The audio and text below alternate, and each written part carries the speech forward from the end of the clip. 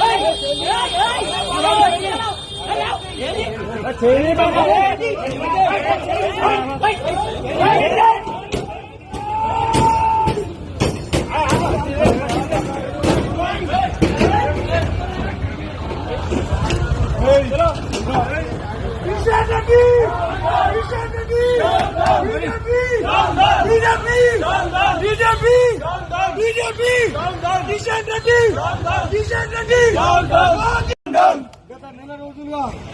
ఏదైతే నీట్ పరీక్ష లీకేజ్ పై జరుగుతున్నటువంటి నిరసనలు కానీ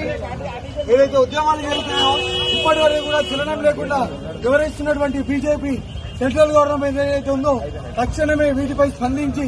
విద్యార్థులు 24 లక్షల మంది దేశవ్యాప్తంగా నీట్ పరీక్షల్లో